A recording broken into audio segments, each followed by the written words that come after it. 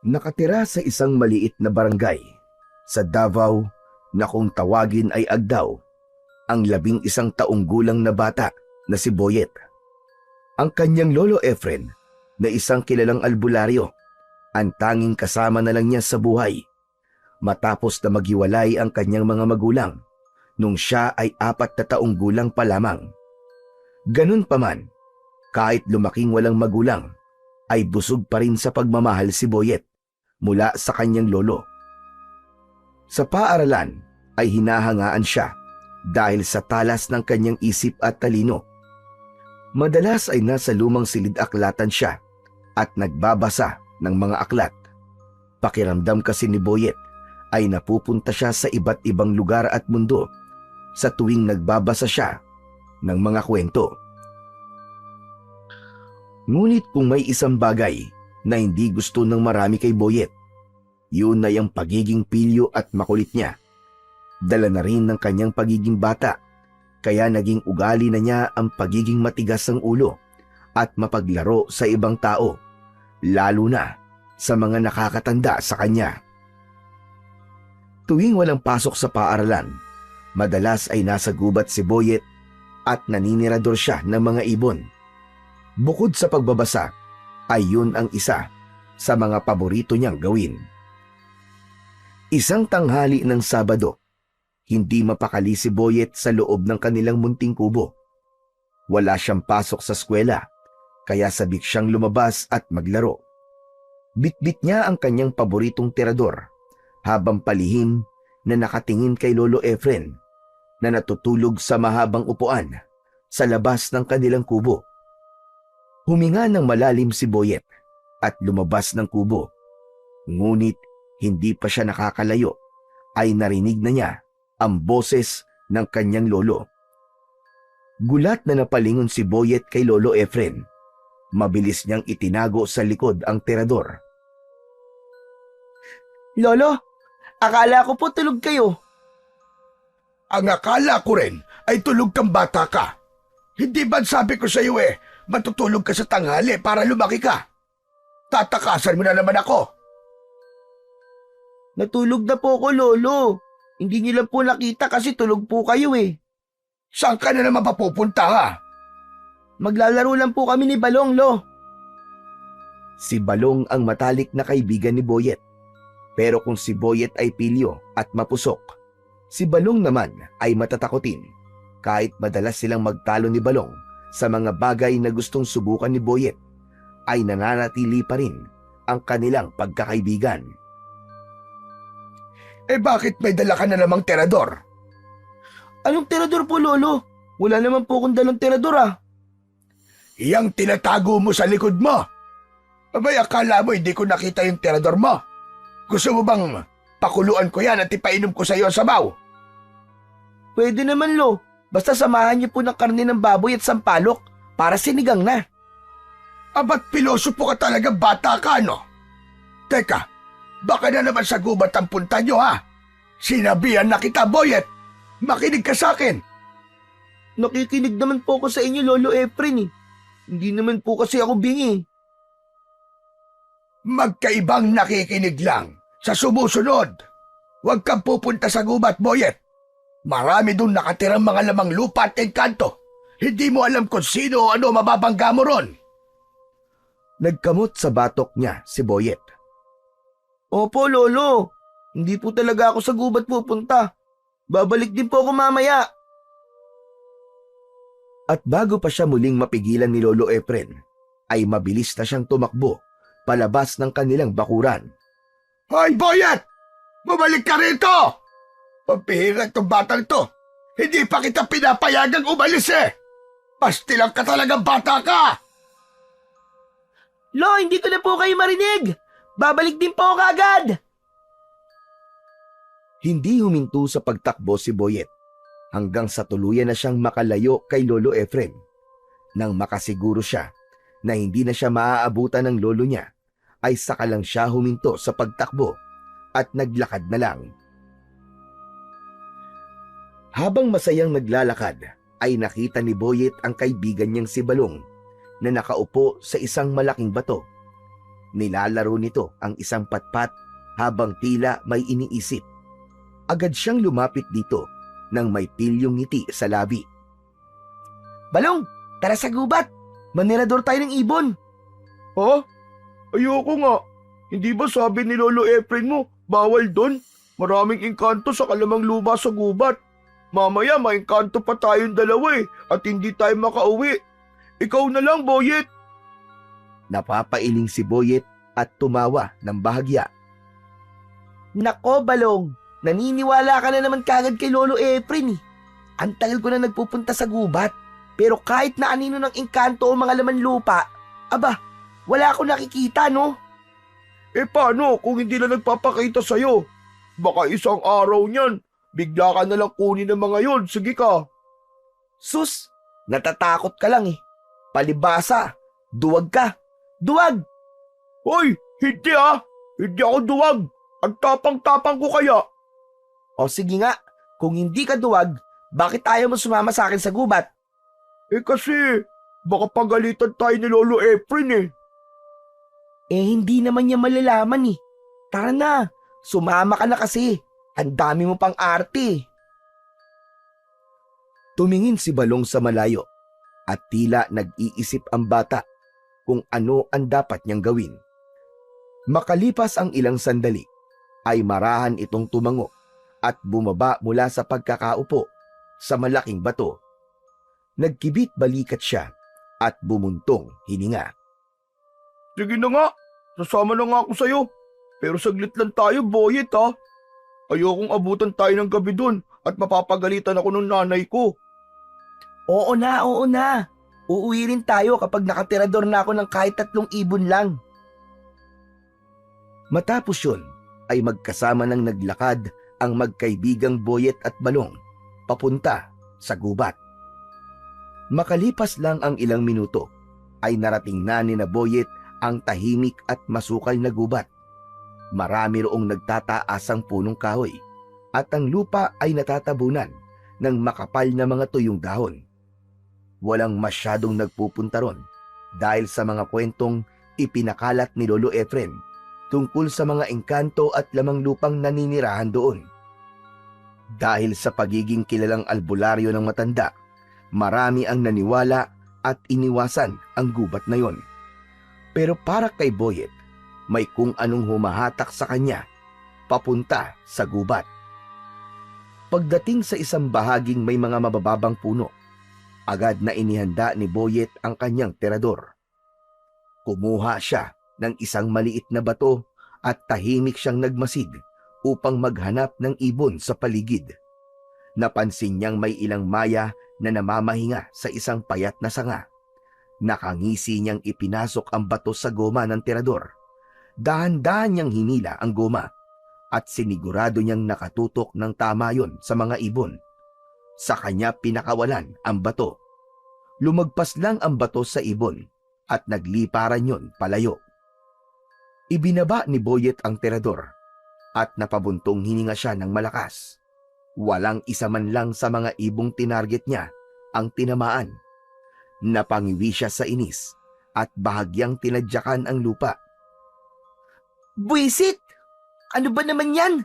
Wala man lang akong tinamaan ng isa. Nakamasid lang si Balong sa kanya at wala itong imik. Hindi sumuko si Boyet. Patuloy siyang naglakad sa loob ng gubat. Nakasunod lang sa kanya ang kaibigan niyang si Balong. Makalipas ang ilang minuto, nakahanap si Boyet ng panibagong target. Isang grupo ng maya na dumapo sa isang mababang sanga. Mabilis niyang hinugot ang kanyang terador. Nilagay ang bato at tinutok yun ng maayos sa mga ibon. Sa isang iglap, pinakawalan niya ang bato at isang ibon ang bumagsak sa lupa, habang ang iba naman ay lumipad na palayo.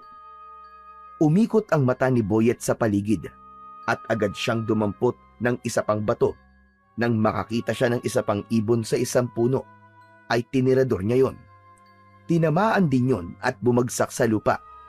Masayang naglakad si Boyet at hindi nagtagal ay napabaksak niya sa lupa ang pangatlong ibon gamit ang kanyang terador. Ayos! Ang galing ko talaga! 3 na! Ang galing ko talaga manirador ng ibon. Nakita mo ba yon, Balong? Oo, nakita ko. Hindi naman ako bulag eh. Eh di kung ganun, uuwi na tayo. Sabi mo kanina kapag 3 na ang nakuha mo, ay uuwi na tayo. Ngumisi lang si Boyet at umiling. Mamaya na! Ikaw naman ang aga-aga pa eh.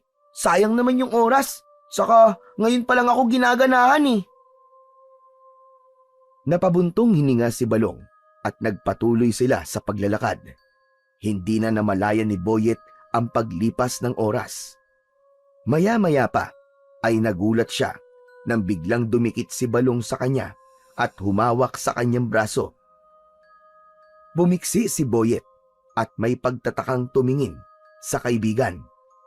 Hoy, ano ka ba, Balong? Ano bang ginagawa mo? Bakit kung makadikit ka sa akin ay parang nakakakita ka ng multo? Boyet! Boyet! Parang hindi maganda yung pakiramdam ko. Parang may nakatingin sa atin kanina pa. Hindi mo ba yun nararamdaman? Alam mo ba kung ano nararamdaman ko ngayon? Ano? Naiirita ako sa'yo. Lumayo-layo ka nga sa akin. Kung ano-ano kasing iniisip mo eh. Kaya palagi ka natatakot eh. Tumahimik ka na ah. Mamaya yung bibig mo na ang titiradurin ko. Lumingon si Balong sa paligid. Bakas sa mga mata nito ang takot, ngunit hindi yun binigyan ng pansin ni Boyet. Para sa kanya ay mas importante na mas marami siyang matirador na ibon bago tuluyang kumagat ang dilim. Maya-maya pa, nagpatuloy na sa paglalakad sina Boyet at Balong sa loob ng gubat.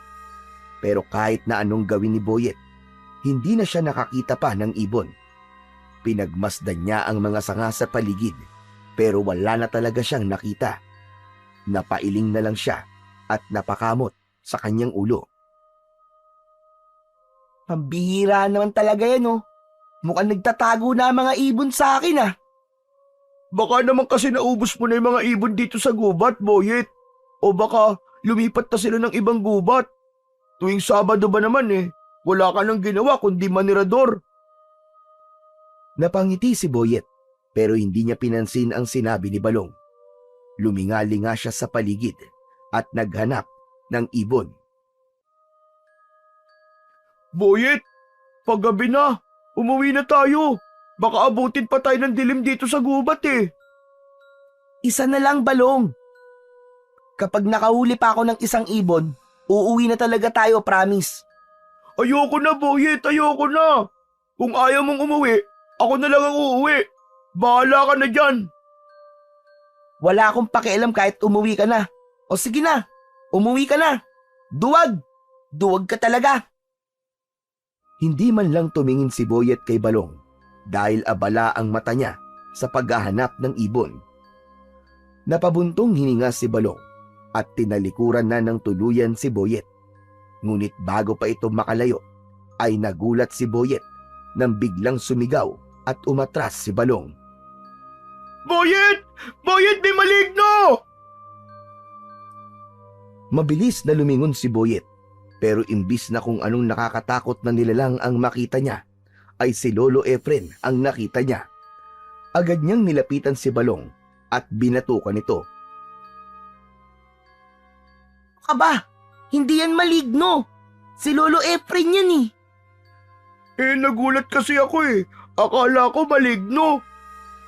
Nanginginig pa si Balong habang nakatingin kay Lolo Efren na mabigat ang tingin sa kanila. Mabagal itong lumapit at kahit hindi pa ito nagsasalita, ramdam na nilang dalawa ang galit nito. Maligno talaga, Balong! Pasensya na po, Lolo Efren. Nagulat po kasi ako sa inyo eh. Bigla na lang po kayong sumulpot. Tumingin si Lolo Efren kay Boyet at umiling. Sabi ko na nga ba't dito ang punta mo, Boyet? Hindi ako nagkamali ng hinala. Ang titigas talaga ng ulo nyo. Hindi ba sinabi ko na huwag kayong pupunta rito sa gubat? Paulit-ulit ko nang ipinaliwanag sa inyo na delikado ang lugar na ito. Pero Lolo, wala naman pong engkanto rito eh. Matagal na po ako nagpupunta dito sa gubat pero wala naman po ako nakikitang kung ano man. Tama na yan! Tama na! Sumasagot ka pa! Umuwi na kayo! Ngayon din! Naikuyom ni Boyet ang kanyang mga kamay bilang pagtutol sa sinabi ni Lolo Efren. Pero wala siyang nagawa kundi sundin ang matanda kahit labag sa loob niya. Tahimik siyang naglakad pauwi kasama ang kaibigang si Balong, habang si Lolo Efren naman ay nasa likuran lang nila. Kinagabihan, tahimik ang buong kubo habang sabay na kumakain sina Boyet at Lolo Efren ng hapunan. Ang maasim at mainit na sinigang na bangus ay nagbigay ng init sa malamig na gabing yon. Pero hindi yun sapat para mapawi ang bumabagabag sa isip ni Boyet. Matagal niya nang pinag-isipan ang sinabi ng kanyang lolo tungkol sa gubat, pero hindi pa rin siya kumbinsido. Kaya naman, nagpasya na si Boyet na basagin ang katahimikan sa pagitan nila ng kanyang lolo. Lolo, paano niyo po nalaman na maraming engkanto at lamang lupa po dun sa gubat? Bakit mo naman tinatanong? Kasi po, ilang beses na po akong pumupunta ron pero kahit kailan po, wala po talaga akong nakikita o nararamdaman na kakaiba. Kung talagang may lamang lupa o engkanto po dun, bakit hindi ko po sila nakikita? Kahit isang beses man lang. Hindi agad sumagot si Lolo Efren. Kumuha ito ng isang piraso ng bangus at nilagyan ng konting sabaw ang kanin bago sumubo. Napabuntong hininga si Lolo Efren at saka tumingin kay Boyet. Ayoko na magpaliwanag pa, Boyet. Pero tandaan mo, hindi basta-basta nagpapakita ang mga yon. Hindi mo alam kung kailan mo sila matatapakan o masasaktan nang hindi mo sinasadya. At kapag nangyari yon, sigurado kung may masamang mangyayari sa'yo. Yun ang iniiwasan kong mangyari. Dahil may mga lamang lupa na malupit kapag nagparusa at hindi kaya ng kaalaman ko sa panggagamot. Pero lolo, paano niyo po nalaman na may mga ganun nga sa gubat? May nakita na po ba kayong engkanto o kaya ay lamang lupa doon? Hindi na mahalaga kung paano ko nalaman. Ang mahalaga, sundin mo ang sinasabi ko sa'yo. Huwag ka nang babalik sa gubat na yon kahit kailan. Alam ni Boyet na hindi na niya mapipilit pa ang kanyang lolo. Tumango na lang siya at nagpanggap na sang-ayon sa sinabi nito. Opo lolo, hindi na po ako babalik sa gubat. Promise. Aasahan ko ang pangako mong yan, Boyet. O sige na, tapusin mo na yung pagkain mo at pagkatapos maghugas ka na ng pinagkainan natin. Ipinagpatuloy ni Boyet ang pagkain, ngunit sa isipan niya ay alam niya na hindi pa rin siya hihinto sa pagpunta sa gubat dahil dun lamang niya pwedeng gawin ang pagtirador sa mga ibon. Sa kabila ng pangako ni Boyet na hindi na babalik sa gubat, ay patuloy pa rin siya sa pagpunta ron tuwing wala siyang pasok sa eskwelahan. Mas naging maingat siya at siniguro niya na sa tuwing magtutungo siya ron ay hindi malalaman ni Lolo Efren. Itinago na rin niya ang kanyang tirador sa likod ng kanilang lumang aparador upang maiwasan ang posibilidad na sirain o itapon yun ng kanyang lolo. Sa bawat pagpasok ni Boyet sa gubat, isang hindi maipaliwanag na pakiramdam ang palaging bumabalot sa kanya. Para bang hinihila siya ng kagubatan at tinatawag siya upang manatili roon. At sa tuwing naroroon siya, gumagaan ang kanyang pakiramdam. Isang bagay na hindi niya maipaliwanag. Isang linggo ng umaga, gaya ng inaasahan, dagsa ang mga tao sa bahay ni Boyet upang magpagamot kay Lolo Efren. Dahil sa malamig na panahon, marami sa taga-barangay nila ang nilagnat at inuubo. Kaya abala ang matanda sa paghahanda ng mga halamang gamot at pagbibigay ng lunas sa mga taong may sakit. Habang walang nakatingin, mabilis na kinuha ni Boyet ang kanyang tirador mula sa pinagtaguan niya sa likod ng lumang aparador. Maingat siyang lumabas ng bahay at siniguro niyang hindi siya mapapansin ni Lolo Efren. Nang sandaling makarating na siya sa gubat, ay may bumalot na kasabikan sa kanya. Agad na sinimulan ni Boyet ang paninirador ng mga ibon. Sinipat niya ang una niyang target na isang maya na nakadapo sa isang sanga. Iniangat niya ang kanyang tirador. Inasinta ang ibon at pinalipad ang bato. Ngunit bago pa man tumama ang bato, ay lumipad ang ibon palayo na para bang naramdaman nun ang paparating na panganib. Ano ba yan? Ang malas naman! Nakalipad kagad yung ibon! Muling naghanap ng ibang target si Boyet. May nakita siyang isa pang ibon, isang pipit na nasa isang mababang sanga. Inulit niya ang proseso at siniguro niyang tatamaan na niya yon. Ngunit muli, bago pa man lumapat ang bato sa kanyang target na pipit, mabilis na lumipad yon papalayo. Paulit-ulit yung nangyari. Parang may hindi nakakakitang puwersang humahadlang upang walang matamaan na ibon si Boyet. Napansin din niyang masyadong mailap ang mga ibon ng araw na yon, higit sa dati. Nagsimulang maglakad si Boyet at patuloy na naghanap ng ibon. Ngunit habang tumatagal ay bumibigat ang pakiramdam niya. Para bang may nagmamasid sa kanya mula sa kung saan. Isang presensyang hindi niya maipaliwanag kung ano. Hindi pa rin sumuko si Boyet. Nang may nakita siyang ibon ay tinirador niya yon. Ngunit gaya ng dati ay hindi na naman yun tinamaan. Ano ba yan? Bakit ayaw niyong magpatama sa tirador ko? Nakahanda na sanang sumuko at umuwi si Boyet nang mapansin niya ang isang kakaibang ibon na nakadapo sa isang matandang puno. Ang mga balahibo nun ay tila kumikinang sa ilalim ng sikat ng araw na may kulay na hindi niya mawari kung itim ba o asul. Mabilis niyang inihanda ang kanyang tirador. Sinipat niyang maigi ang ibon at pinakawalan ang bato. Ngunit nagulat siya dahil hindi gumalaw ang ibon at hindi yun tinamaan ng kanyang bato. Muling sinubukan ni Boyet na tiradorin ang kakaibang ibon. Hindi na niya mabilang kung ilang beses niya yung tinirador, pero kahit isa sa mga bato niya ay walang tumama sa ibon. Labis na ang kanyang pagtataka dahil hindi umaalis ang ibon sa pwesto nun, pero hindi niya yon matama-tamaan.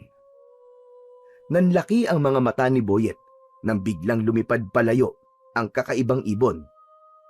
Hoy! Bumalik ka rito! Hindi ka makakatakas sa akin!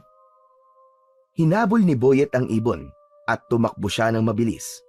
Wala na sa dinadaanan niya ang kanyang paningin. Ang mga mata niya ay nakatuon lamang sa lumilipad na kakaibang ibon.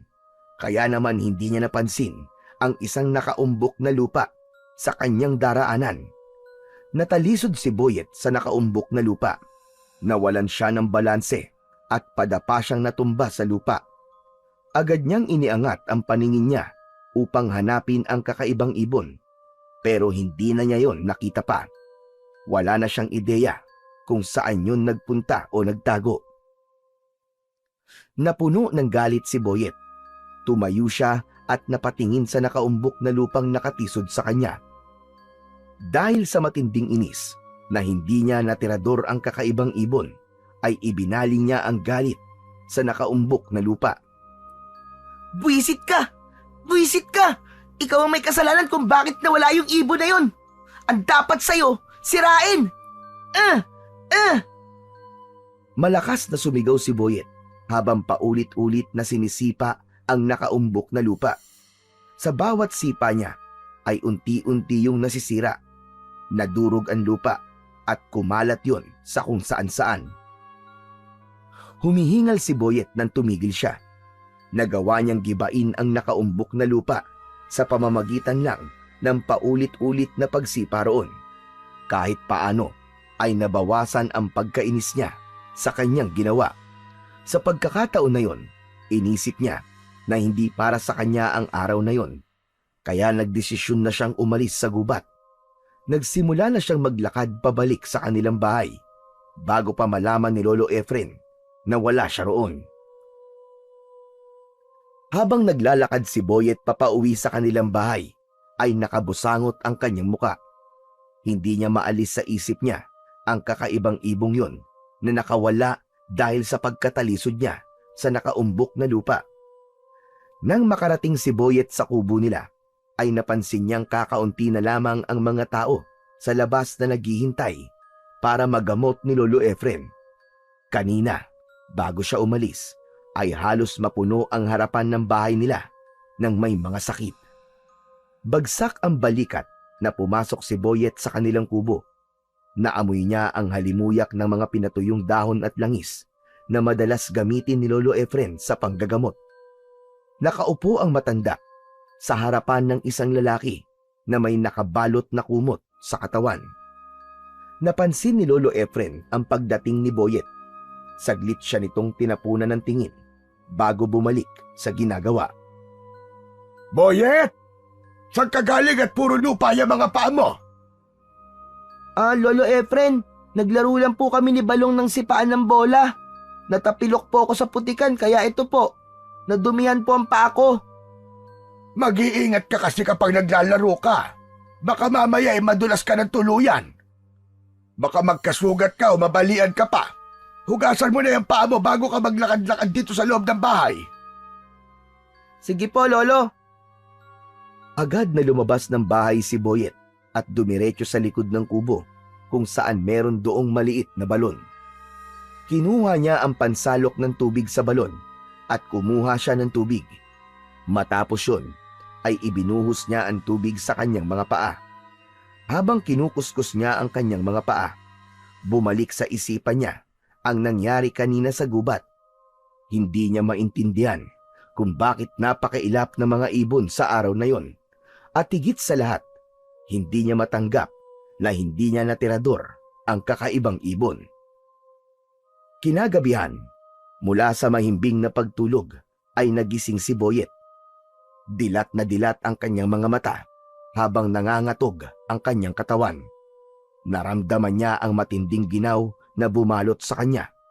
Para bang ang hangin sa paligid niya ay nagyeyelo at nanunuot yun sa kanyang butot laman. Hinablot niya ang kumot at ibinalot niya ang kanyang sarili, pero hindi yun sapat upang mapawi ang matinding lamig na kanyang nararamdaman. Natigilan si Boyet nang makarinig siya ng maliit at matinis na tawa na parang galing mula sa maliit na tao. Luminga-linga muna siya sa paligid, ngunit wala siyang nakita kundi kadiliman. Patuloy ang pagtawa at umabot na yun sa punto na parang nasa loob na ng tenga niya ang tawa na yun. Napabalikwas si Boyet ng bangon at nanlaki ang mga matang sinipat niya ang madilim na sulok ng kanilang kubo. Ngunit wala pa rin siyang nakita.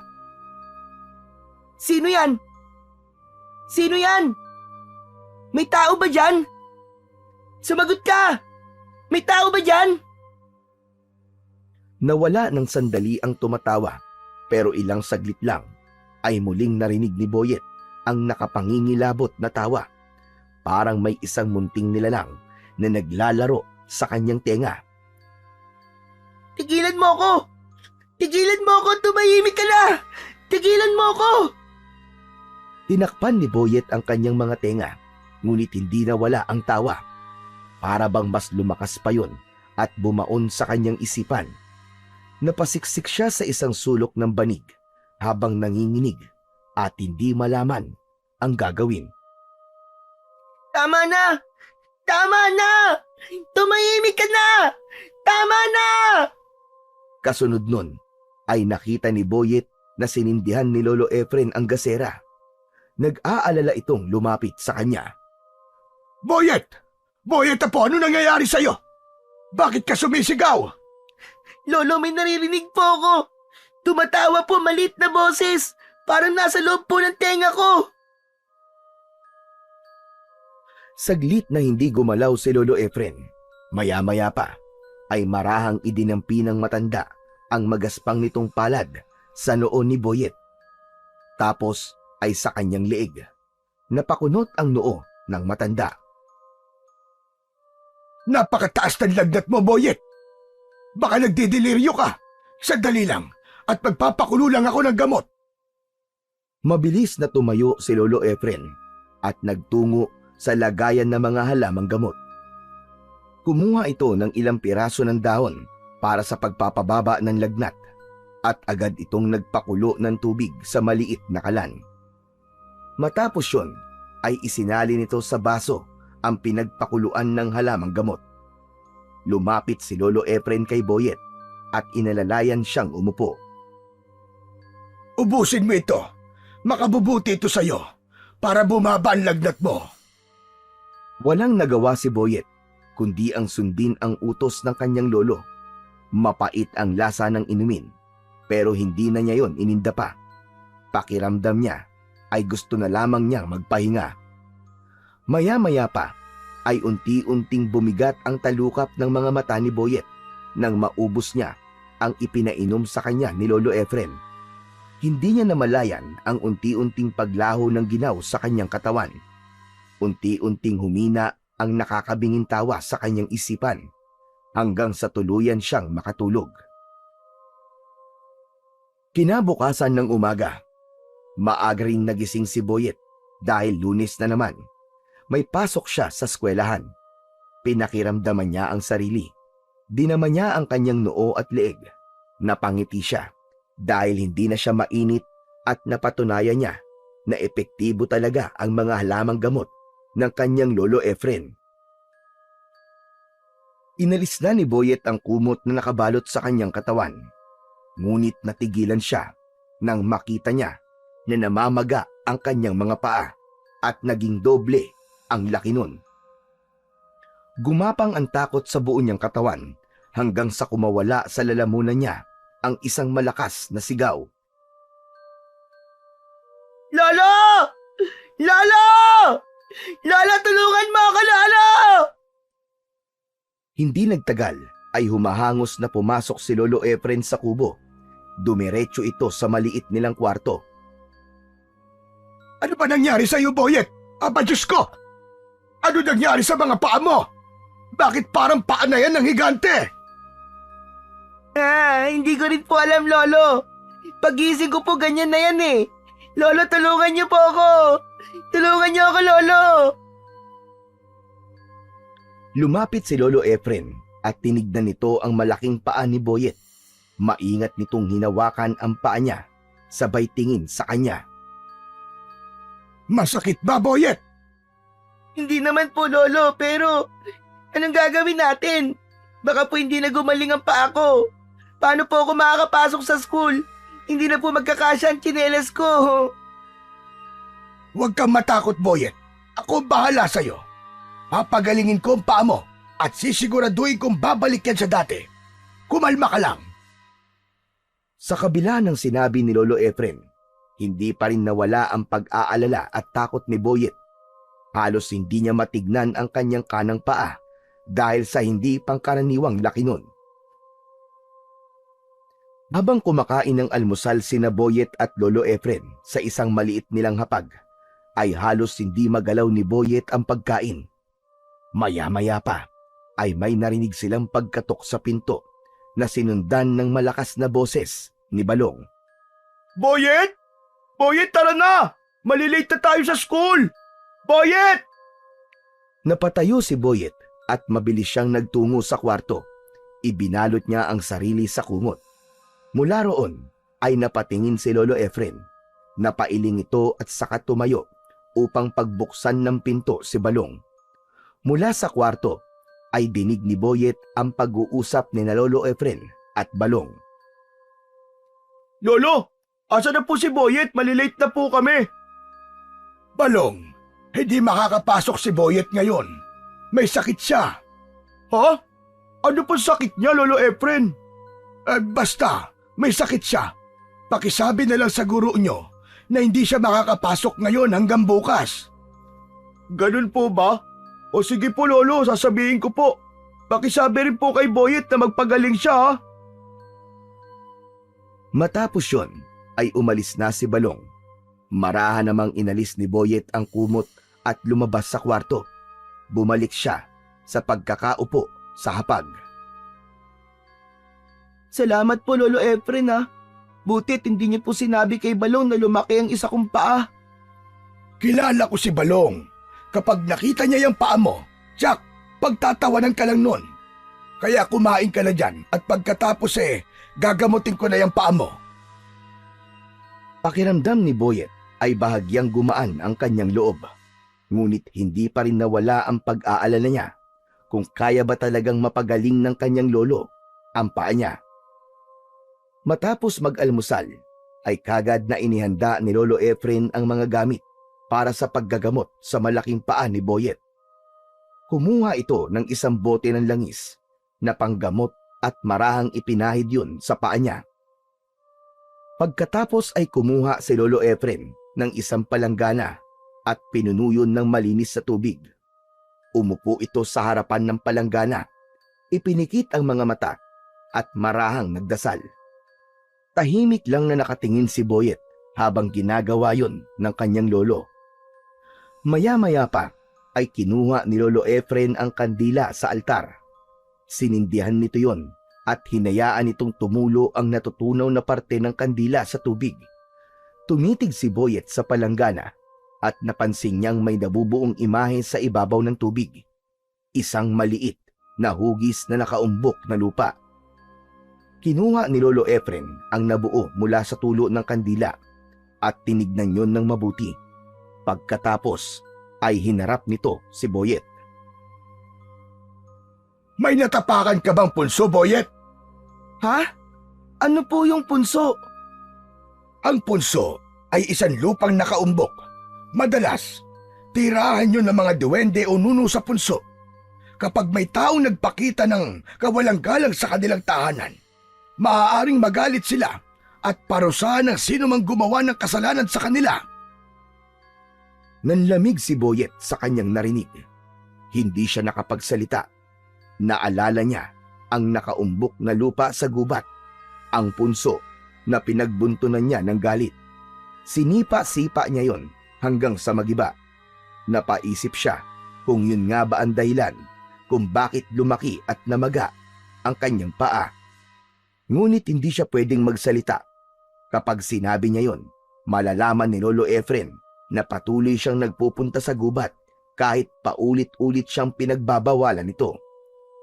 Tumingin kay Boyet si Lolo Efren. Bakas sa mukha nito ang pag-aalala at pagdududa. Boyet, may natapakan o nasira ka bang punso? Magsabi ka sa akin ng totoo. Kung hindi ka magsasabi ng totoo, hindi gagaling ang paa mo. Lolo, ang totoo po niyan may nasira po akong punso sa gubat. Bakit mo ginawa yun? Nako, sinasabi ko na nga ba at nagpupunta ka pa rin sa gubat? Natapilok po kasi ako ron Tapos nawala po sa paningin ko yung ibon na hinahabol ko. Kaya... Hindi mo dapat ginawa yun, Boyet. Hindi mo ba alam kung gaano kalaki kasalanang nagawa mo? Napasinghap si Boyet. Hindi niya inaasahang magagalit ng ganon si Lolo Efren. Mukhang kailangan ko makipag-usap sa duwende o nuno na nakatira sa gubat. Napalunok si Boyet. Hindi niya alam kung ano ang mangyayari. Sa pagkakataon na yon, ay labis siyang nagsisisi sa pagsira niya sa punso dahil sigurado na siya na yun ang dahilan ng paglaki ng kanyang paa. Hindi na nagsayang ng oras pa si Lolo Efren. Inayos na nito ang mga gamit nito para sa ritual na gagawin niya upang kausapin ang duwendeng nakatira sa punsong sinira ni Boyet. Habang nag-aayos si Lolo Efren ng kanyang mga gamit para sa ritual, tahimik lang na nakaupo si Boyet sa gilid habang pinanonood ang bawat kilos ng matanda. Nanginig ang kanyang mga kamay, hindi dahil sa lamig, kundi dahil sa takot sa maaaring mangyari. Sa harapan ni Lolo Efren ay may isang bilog na bilao na may lamang bigas, asin at isang maliit na mangkok na may tubig. May hawak itong lumang kahoy na may nakaukit na kakaibang mga simbolo. Pumikit si Lolo Efren at nagsimulang bumigkas ng mga salitang hindi maintindihan ni Boyet. Ramdam niya ang bigat ng hangin sa paligid at tila lumalamig ang paligid ng kanilang bahay. Maya-maya pa, hinawakan ni Lolo Efren ang mangkok sa tubig at sinimulang paikutin yun sa ibabaw ng bilao. Napailing si Lolo Efren habang dahan-dahang iminulat ang kanyang mga mata. Tama nga ang hinala ko. Bakit po, Lolo? Ano pong nakita nyo? May nakatirangan diwende sa punso na sinira mo. Isang duwendeng puti at ang pangalan niya ay Uyugan. Ano po? Uyugan? Nakausap ko na siya at may kondisyon siya para mapatawad ka at bawiin niya ang parusang ibinigay niya sa'yo. Ano po yung gusto niyang gawin ko? Kailangan mo magpunta sa punso nang mag-isa ka lang at kailangan mong humingi ng paumanhin kay Uyugan. Ano po? Ano pong ibig niyo sabihin, Lolo? Ako lang? Ako lang po mag-isa? Oo, at kailangan mong gawin yon sa kabilugan ng buwan. Teka, hindi ko po kaya yun, Lolo. Paano po kung may gawin po siya sa akin? Hinawakan siya sa balikat ni Lolo Efren. Naiintindihan kita, Apo.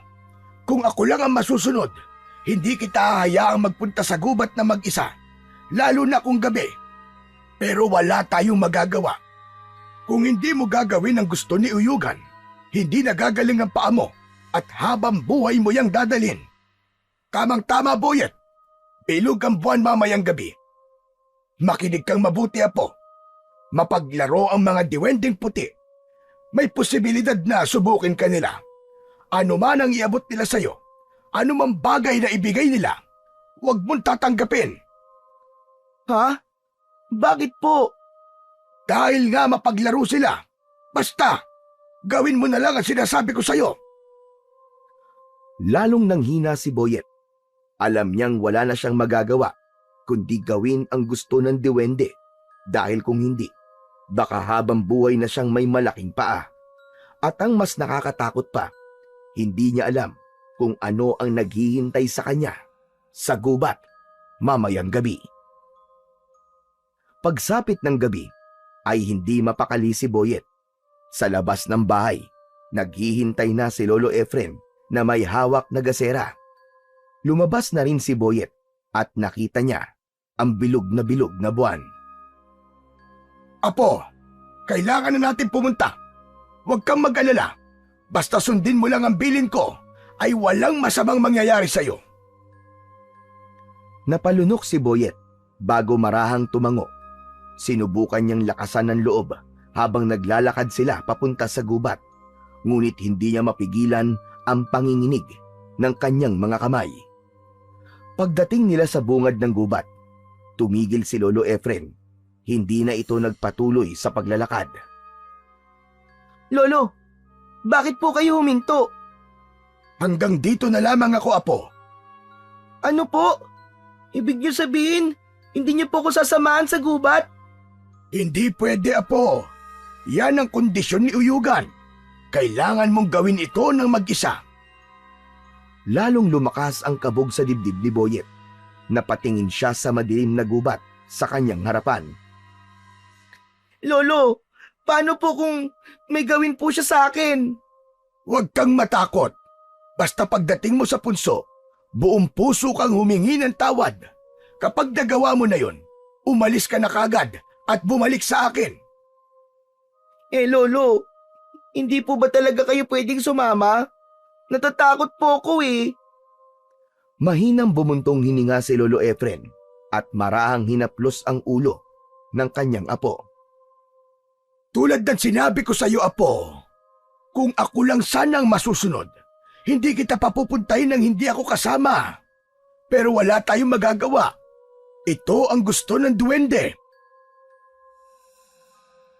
Halos maluwa si Boyet sa takot. Ngunit alam niyang wala na siyang ibang pagpipilian. Inabot niya ang gasera at dahan-dahang humakbang papasok sa loob ng gubat Tinahak niya ang daan papunta sa punso. Maya-maya pa ay natanaw na niya ang punso. Lumapit siya roon at agad siyang lumuhod sa harapan ng punso. Pumikit si Boyet. Huminga siya ng malalim at buong pusong nagsalita. Nuno sa punso! Mga duwende! Pasensya na po! Hindi ko po sinasadya! Hindi ko po alam na may nakatira dito! Patawarin niyo po ako! Alisin niyo na po ang parusa niyo sa akin! Ibalik niyo na po sa dati ang paa ko! At nangangako po ako na hindi ko na po uulitin! Habang nakaluhod si Boyet, ay may naramdaman siyang malamig na hangin na tila humaplos sa kanyang buhok. Napatingin siya sa punso at napansin niya ang isang nagliliwanag na bagay sa mismong gitna nun. Para yung maliit na bato na kumikislap sa ilalim ng lupa. Hindi niya maipaliwanag kung bakit, ngunit hindi niya napigilang abutin ito. Dahan-dahan siyang nagukay gamit ang kanyang mga kamay. Marahan niyang tinanggal ang lupa sa paligid ng nagliliwanag na bagay. Pero kahit na anong hukay niya, hindi niya yun mahawakan. Para bang nasa harapan lang niya, ngunit hindi niya yun makuha-kuha. Napakunot ang noo ni Boyet at naghukay pa siya ng mas malalim. Ngunit sa halip na mahawakan ng bagay, bigla siyang kinilibutan nang makarinig ng isang malutong ngunit maliit na tawa mula sa kanyang harapan. Napapitlag siya at napaupo sa lupa.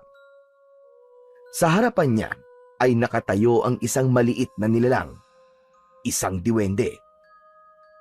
Ang diwende ay may taas na hindi lalagpas sa isang talampakan. May mahaba at puting balbas ito at ang katawan nito ay balingkinitan. Ang mga mata nito ay kulay ginto na parang kumikislap sa dilim. Anong hinuhukay mo dyan? Batang makulit?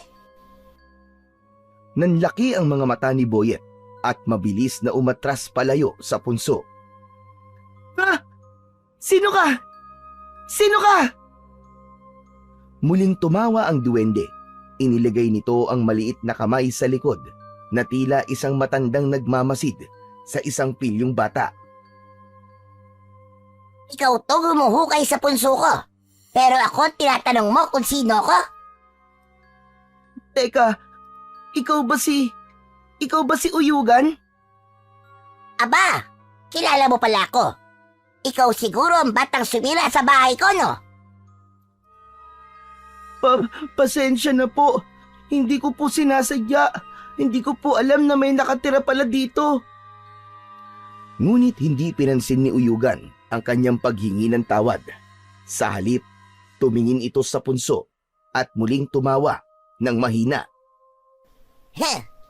Sabihin mo nga bata, ano bang hinuhukay mo riyan? Kasi may nakikita po akong ilaw sa ilalim ng punso. Parang isang maliit na bato na nagliliwanag. Ano? Nakikita mo ang liwanag sa aking punso? Opo, nakikita ko nga po. Muling napatingin ang diwende sa punso. Saka bumalik ang tingin nito kay Boyet na may halong pagtataka. Pambihira! Hindi maaaring makita yun ng basta-bastang tao.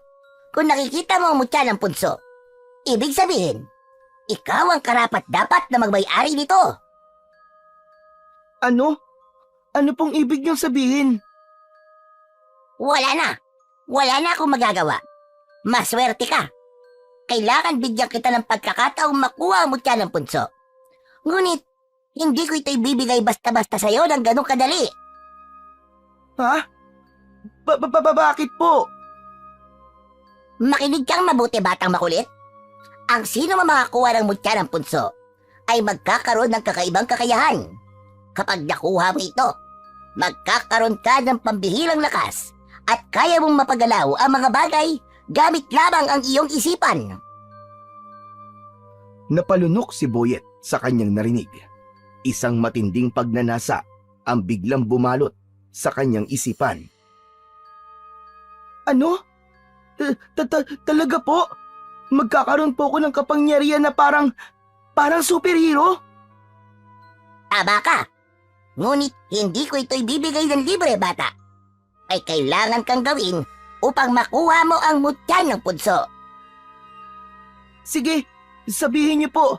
Ano pong kailangan kong gawin? Aba, matapang ka ha?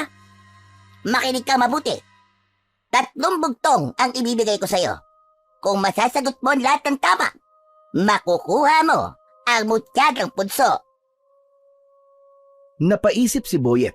Naalala niya ang babala ng kanyang lolo. Mapaglaro ang mga diwending puti. Ngunit ang pangako ng kanyang kapangyarihan ay masyadong maganda para tanggihan. Sa huli, nanaig ang kanyang kagustuhan na makuha ang mutya ng punso. Sige po, sige. Tatanggapin ko ang hamon mo, Uyugan. Agad na pumalakpak si Uyugan. Kung ganon, simulan na natin nang hindi na masayang ang ating oras. Makinig kang mabuti. Bugtong-bugtong. Nang munti ay paru-paro, nang lumaki ay latigo. Uulitin ko ha. Bugtong-bugtong. Nang munti ay paru-paro, nang lumaki ay latigo. Sagot, Boyet. Napaisip si Boyet. Hinayaan niyang dumaan sa kanyang isip ang lahat ng posibilidad na sagot. Hanggang sa nagliwanag ang kanyang muka. Alam ko na ang sagot. Alam ko na. Sitaw. Aba, matalino ka. Tama. Pero unang bugtong pa lamang yan, kaya madali. Humanda ka sa pangalawang bugtong, Boyet. Eto na. Makinig kang mabuti. Bugtong-bugtong. Malaking supot ni Mang Ambo. Kung gamitin ay nakataob. Uulitin ko. Bugtong-bugtong. Malaking supot ni Mang Ambo. Kung gamitin ay nakataob. Napakamot sa ulo si Boyet. Mas mahirap yun kaysa sa una. Pinag-isipan niya ng mabuti ang mga gamit na ginagamit ng nakataob. Makalipas ang ilang sandali, ay isang bagay ang naisip niya. Hula ko lang to Pero, kulang po ba ang sagot? Aba, tama ka na naman, Boyet. Mukhang matalino ka talagang bata. Mahilig po kasi akong magbasa. O sige. Narito na ang pangatlo at panghuling bugtong. Tandaan mo, kapag hindi mo ito nasagot ng tama, ay hindi mo makukuha ang mutya ng punso. Handa ka na ba, bata? Sige, handa na ako, Uyugan. Heto na, sasabihin ko na sa'yo. Makinig kang mabuti. Dahil ito ang pinakahuling hugtong at pinakamahirap sa lahat at kailangan mo tong masagot ng tama. Heto na. Bugtong-bugtong. Mahaba, matigas. Kapag isinubo, ay kumakatas. Uulitin ko. Bugtong-bugtong. Mahaba, matigas. Kapag isinubo, ay kumakatas. Sagot, Boyet. Napalunok si Boyet. Mas mahirap yun sa naunang dalawa. Ngunit hindi siya sumuko dahil determinado siyang makuha ang mutya ng punso. Hindi niya sasayangin ang pagsagot niya ng tama sa dalawang naunang bugtong. Matagal na nag-isip si Boyet at ang tumatakbo sa isip niya ay pagkain na kumakatas. Maya-maya ay napangiti si Boyet kay Uyugan. Aba, teka. Anong ibig sabihin ng hiting yan, bata? Kung alam mo na at sagot, ay magsalita ka na. Sabihin mo na. Alam ko na ang sagot, Uyugan. Tubo. Tubo ang sagot. Kasi kapag kinakagat yun, di ba? Kumakatas. Ay, nako. Matalido ka nga talaga. Tama ka na naman. Masyado kitang minaliit at hindi pa rin ako makapaniwala na ikaw ang pinili ng mutya na magmay-ari nito. Pero tulad ng ipinangako ko sa'yo, maaari mo nang kunin ang mutya ng punso. Ikaw na ang nagmamay-ari nito. Masayang kinuha ni Boyet ang mutya. Sa pagkakataong yun, ay madali niya na yung nakuha. Agad niyang dinampot ang mutya ng punso at pinagmasdan. Isa yung maliit na itim na bato, ngunit sa loob ay parang may nakakulong na liwanag na kumikislap-kislap. Napakaswerte mong talaga. Lagi mo lang itong tatandaan, bata. Gamitin mo lang ang mutya ng punso sa kabutihan. At huwag na huwag mong hahayaan na mapasakamay ito ng iba. Lalong-lalo na ng may masamang hangarin. Opo, tatandaan ko po yan palagi, pangako po. Pero, ano po bang mangyayari sa paa ko? Gagaling na rin po ba ito? Huwag kang mag-alala, bata. Bukas ng umaga, tuluyan ang gagaling ang iyong paa. Sana'y maging leksyon na sa'yo ang nangyari sa'yo. Hindi porkit hindi mo kami nakikita, ay hindi na kami bahagi ng mundong ito. Maging mapagmatsyag ka at talasan mo ang iyong pandama at respetuhin mo ang lahat ng nasa iyong paligid. Huwag na huwag ka lang uulit. Oo, pinapangako ko, Uyugan. Maraming salamat. O sige na, bata, makakalis ka na. At huwag mong kalilimutan ang aking mga sinabi. Unti-unting nawala ang diwende sa harapan ni Boyet. Isang malaking ngiti ang sumilay sa labi niya bago siya nagsimulang maglakad palabas ng gubat. Nadala ang mutya ng punso. Makalipas ang ilang minuto ng paglalakad, ay natanaw na ni Boyet si Lolo Efren sa hindi kalayuan.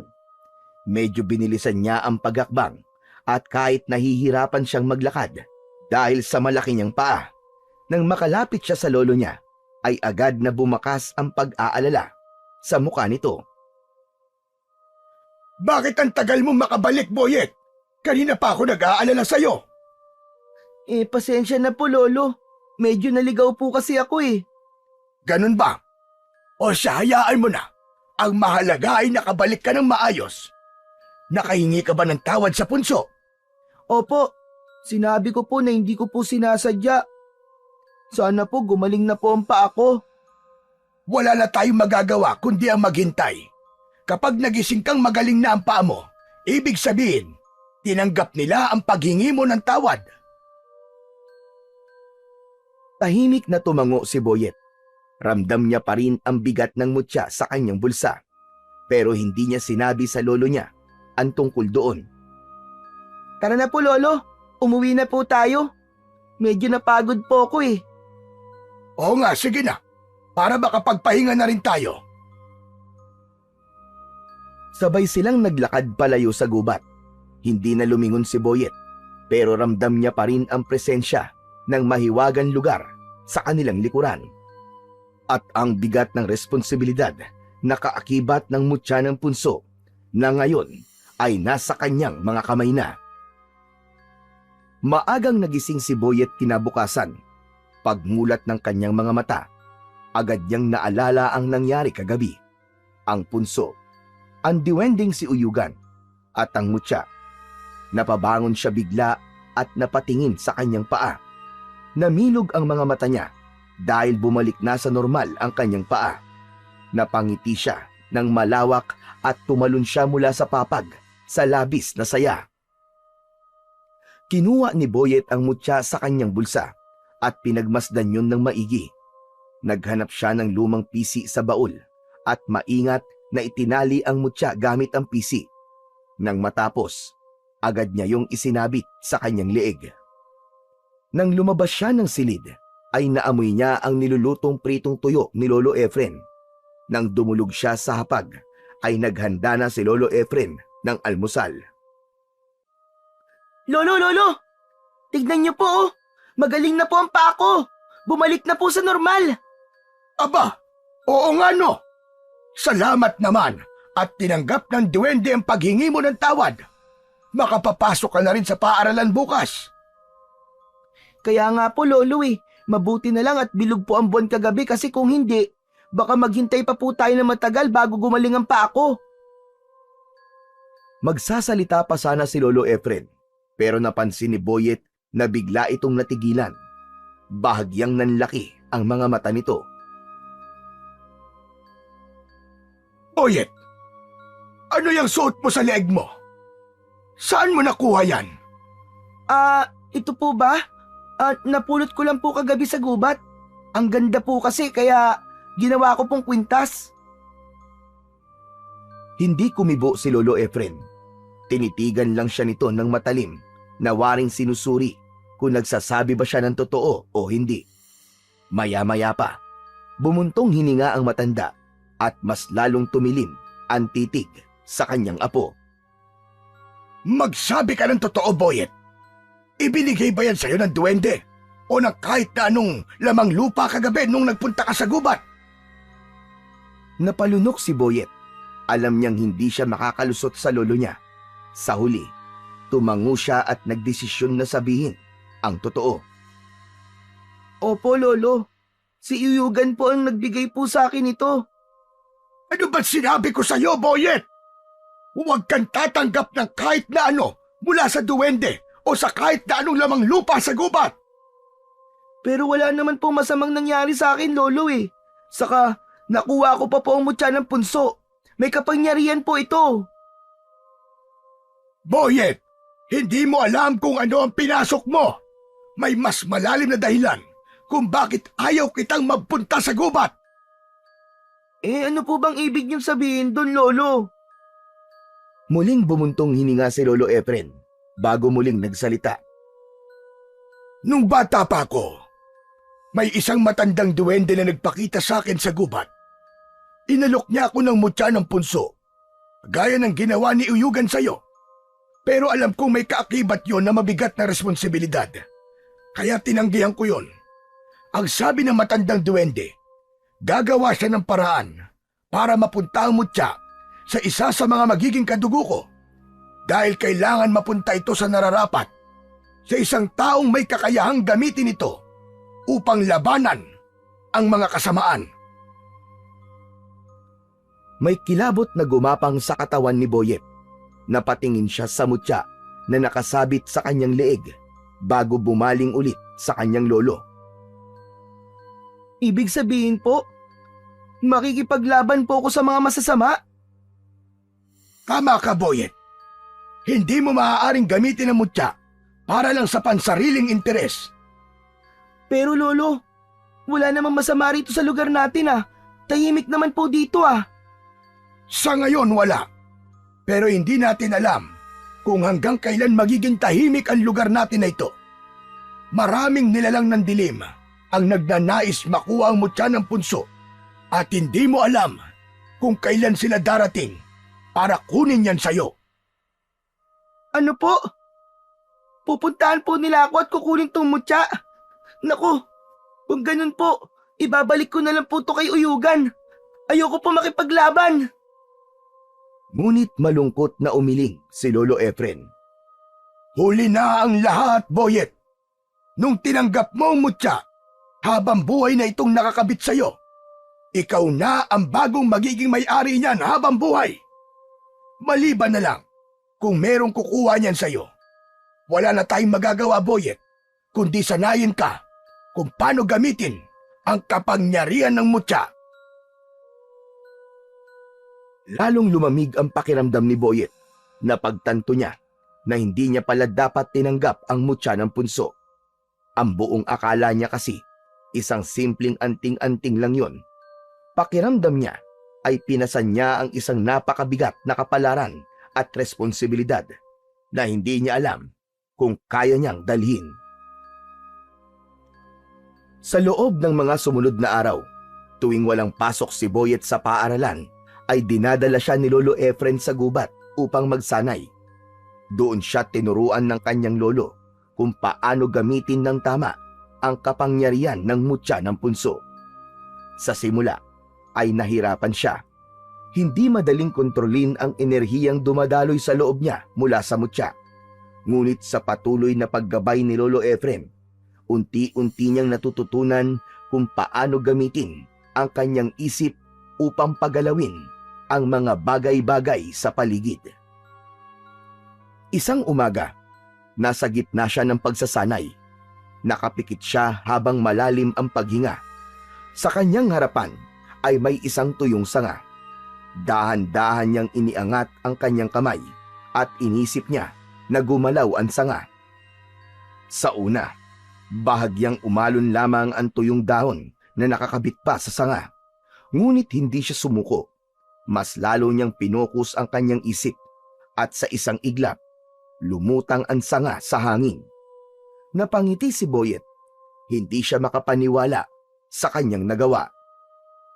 Lolo, napalutang ko na po yung sanga. Magaling, Boyet. Napakabilis mo matuto. Ipagpatuloy mo lang yan. Biglang lumakas ang ihip ng hangin. Naramdaman ni Boyet ang kakaibang enerhiya sa paligid na para bang may nakamasid sa kanila. Hanggang sa lumitaw si Uyugan sa kanilang harapan. Nakangiti itong nakatayo habang pumapalakpak. Magaling, magaling, magaling. Hindi nga nagkamali ang mutya sa pagpili sa'yo, Boyet. Ang bilis mong natutunang gamitin ang kapangyarihan nito. Mabilis na lumapit si Lolo Efren at hinarap si Uyugan. Hindi mo na dapat ibinigay ang mutya sa kanya, Uyugan. Napakabata pa ni Boyet para sa ganitong kabigat na responsibilidad. Kung tinanggap mo lang sana ang mutya noon, Efren, nung ibigay sa ito ng aking lolo, ay hindi sana ito napunta sa iyong apo. Isa pa, hindi sa edad na susukat ang pagiging tagapagtanggol. Balang araw, pasasalamatan niyo rin ako at ang mutya ng punso. At bago pa sila makasagot, isang malakas na ihip ng hangin na parang ipo-ipo ang bumalot kay Uyugan at sa isang iglap ay nawala ito na parang bula. Nanatiling nakatayo si Boyet at Lolo Efren sa gitna ng gubat. Napatingin si Boyet sa mutyang nakasabit sa kanyang leeg. Ngayon niya lalong naramdaman ang bigat ng kanyang kapalaran. Isang umaga, abala si Boyet sa paghahanda para sa pagsasanay niya sa gubat. Inilagay niya sa loob ng isang bag ang isang bote ng tubig at maliit na itak na palaging dala ni Lolo Efren tuwing pumupunta sila sa loob ng gubat. Habang sinusuri niya ang mutya ng punso na nakasabit sa kanyang leeg, ay biglang dumating si Balong. Boyet! Boyet! Buti nakita kita. Tara, maglaro tayo ng patintero. Kulang pa kami. Pasensya ka na, Balong ah. Hindi ako makakasama ngayon para maglaro eh. Ha? Bakit naman? May gagawin ka ba? Oo eh. May importante kasi akong gagawin. Pambira! Ano namang importante ang gagawin mo? Baka naman may tinatago ka na sa akin ha? Ang tagal ko na napapansin na hindi ka na nakikipaglaro sa amin eh. Hindi sumagot si Boyet dahil ayaw niyang ipaalam kay Balong ang tungkol sa mutya at sa kanyang pagsasanay. Alam mo, Boyet, parang hindi mo na ako kaibigan. Lagi ka na lang may ginagawa eh. Hindi na tayo nakakapaglaro. Bago pa makasagot si Boyet, lumabas mula sa bahay si Lolo Efren. Balong! Umuwi ka na muna. Hindi mo na siya pwede maglaro ngayon at sa mga susunod na araw. Ganun po ba? Sige po, Lolo Efren. Pasensya na po kayo. Uuwi na po ako. Tumingin si Balong kay Boyet bago ito naglakad palayo. Nang wala na si Balong, ay lumapit si Lolo Efren kay Boyet. Boyet apo, hindi kita masasamahan ngayon sa gubat. Marami na namang may sakit dito sa lugar natin.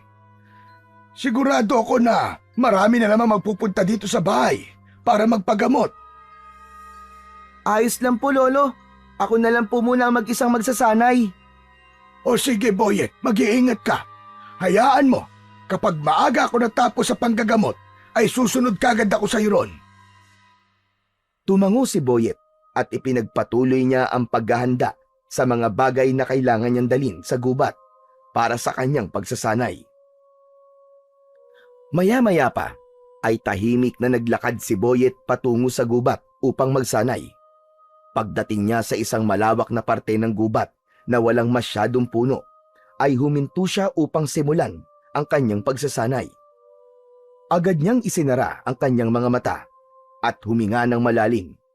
Itinuon niya ang kanyang isip sa isang medyo malaking sanga na nakabalandra sa lupa na nasa kanyang harapan. Ibinukas ni Boyet ang kanyang mga mata, kasabay ng pagtaas ng kanyang kamay. Itinuon niya ang kanyang enerhiya sa sanga. Unti-unting gumalaw ang sanga. Nanginig muna yon sa lupa, bago yung tuluyang lumutang. Napangiti si Boyet sapagkat mas naging mabilis na siya sa pagpapagalaw ng mas mabibigat na bagay. Ngunit bigla siyang natigilan nang may naramdaman siyang presensya sa likuran niya. Mabilis niyang binato ang sanga sa kung sino mang nasa likuran niya. Aray! Aray ko! Aray ko! Ang sakit! Nanlaki ang mga mata ni Boyet. Agad siyang tumakbo papunta sa direksyon ng tinamaan niya at nakita niyang nakadapa sa lupa si Balong habang may nakadagan pang sanga sa likod. Nagmamadali niyang inalis ang sanga at tinulungang tumayo si Balong. Balong! Anong ginagawa mo rito? Aray! Sinundan kita malamang. Pero mas dapat yata ako magtanong yan sa'yo. Nakita kita, Boyet. Nakita kita. Ginamit mo ang isip mo para pagalawin yung sanga. Paano mo yung nagawa? May powers ka ba? Biglang kinabahan si Boyet sa tanong na yon ng kanyang kaibigan. Alam niya na walang dapat ibang makaalam ng tungkol sa mutya maliban sa kanila ni Lolo Efren. Ha? Teka, ano ba sinasabi mo? Namamalikmata ka lang siguro, Balong. Baka naman naiipan lang ng hangin yung sanga kaya gumalaw. Hindi! Hindi mo ako maluloko! Hindi ako bulag, no? Kitang-kita ko kaya! Ikaw ang may kagagawan nun! Umamin ka na lang kasi! Kitang-kita na nga kita eh! Alam ni Boyet na wala na siyang ibang pagpipilian. Bumuntong hininga siya at seryosong tumingin sa kaibigan niyang si Balong. Ano ba naman yan? Nabuking na ako. Balong, huwag kang maingay ha. Oo, tama ka. Ako nga nagpagalaw sa sanga. May kapangyarihan na ako ngayon. Ha? Sinasabi ko na nga ba eh. Pero paano ka nagkaroon ng kapangyarihan? Hinawakan ni Boyet ang mutya sa kanyang leeg at marahang itinaas yun upang ipakita kay Balong. Ito ang mutya ng punso. Dahil dito, nagkaroon ako ng kakayahan na kontrolin ng ilang bagay gamit lang ang isip ko. Bukod doon, ay naging malakas din ako simula na mapunta sa akin to. Ano? Ibig sabihin parang may superpowers ka talaga? Superhero ka na? Ang astig yan, Boyet! Ang astig mo! Mabilis na tinakpan ni Boyet ang bibig ng kaibigan. Ano ba? Huwag kang maingay. Wala kang dapat pagsabihan nito, Balong ha. Kahit kanino, huwag mong sasabihin. Naiintindihan mo ba? Sikreto lang natin to. Ikaw, ako at si Lolo Efren lang ang nakakaalam nito. Maliwanag ba? Inalis agad ni Boyet ang kamay niya sa bibig ng kaibigang si Balong. Inamoy niya ang kamay niya at napangiwi siya. Walang ya, Balong. Nagtoothbrush ka ba? Ang bahaw ng bibig mo. Amoy sama ng loob. Eh kasi hindi ako nagtututbrush kapag walang pasok sa school eh. Pero pangako, wala talaga akong pagsasabihin ng sikreto natin. O sige, aasahan ko yan, Balong ha. Kapag ito nalaman ng iba talaga, wala akong ibang pagbibintangan kundi ikaw lang, Balong. Oo na. Sadali lang. Pero pwede ba kitang panoorin habang ginagamit mo yung mutya ng punso? O sige, pero diyan ka lang sa tabi ha at wala kang gagawing kalokohan. Oo. Basta, huwag mo lang din ako ulit babagsakan ng sanga ha. Ang sakit eh. Napangiti ng malapad si Balong. Lumayo ito kay Boyet at napailing na lang siya.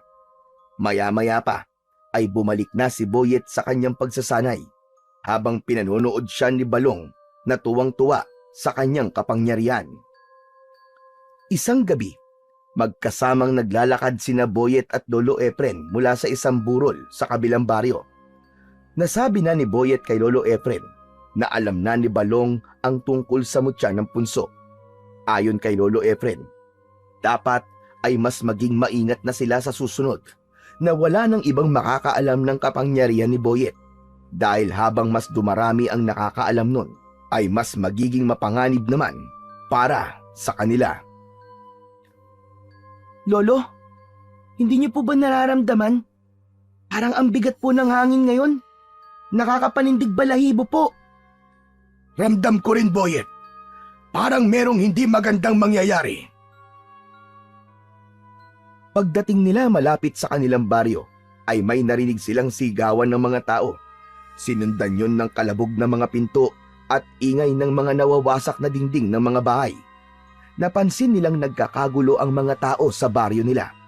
May ilan na nagtatakbuhan at hindi malaman kung saan pupunta. At doon na nga nila nakita ang isang kakaibang nilalang. Isa yung halimaw na may maitim na balat, mahahabang kuko at pulang mga mata na nagliliwanag sa dilim na animoy nagbabagang apoy. Ang katawan nito ay malaki at ang muka ay parang pinaghalong tao at hayop. Meron yung malalaking pangil at isang mahabang dila na nakalawit mula sa bibig nito. Sinunggaban ng halimaw na yon ang isang matandang lalaki sa daan at itinapon na parang laruan. Pumasok ito sa isang bahay at kasunod nun ay ang malalakas na sigaw ng mga tao sa loob ng naturang bahay. Mabilis na nagtago sina Boyet at Lolo Efren sa likod ng isang sirang kariton. Lolo, ano po yun? Anong klaseng halimaw po yun? Isa yung gabunan. Isang mabangis na uri ng aswang. Mas malakas ito kaysa sa karaniwang aswang at may kakayang makadama ng makapangyariang anting-anting tulad ng mutya ng punso.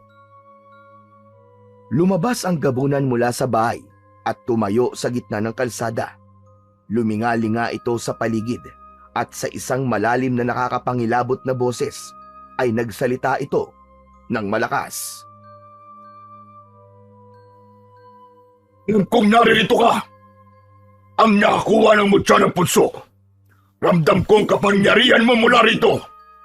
Isuko mo na sa akin ang mutya, o kung hindi, ay gabi-gabi akong babalik dito at papatayin ang mga tao sa baryong ito. Nagkaroon ng katahimikan. Wala ni isa mang nagsalita sa mga taong naroon. Pagkatapos ng ilang segundo, isang malupit na halakhak ang umalingaw-ngaw sa buong baryo mula sa gabunan. Maya-maya pa ay bigla na lang itong nawala sa isang iglap lang. Naiwang tulala ang lahat. Ang mga tao'y nanginginig pa rin sa takot habang dahan-dahang lumalabas mula sa kanilang mga pinagtaguan. Hinawakan ni Lolo Efren ang balikat ni Boyet. Tara na, Apo. Bumalik na tayo sa kubo natin. Sa tingin ko ay wala na siya. Hindi na kumibo si Boyet at tahimik na lang na sumunod sa kanyang lolo. Habang naglalakad sila, ay hindi maitago ni Boyet ang takot at kaba na lumukob sa kanya nang maalala niya ang sinabi ng malakas na gabunan kanina. Nang makarating sina Boyet at Lolo Efren sa kanilang kubo, agad na isinara ni Lolo Efren ang pinto at siniguradong nakakandado yon. Ramdam ni Boyet ang bigat ng katahimikan. Naupo si Lolo Efren sa isang upuang kahoy at napabuntong hininga. Kita sa mukha nito ang lungkot at takot.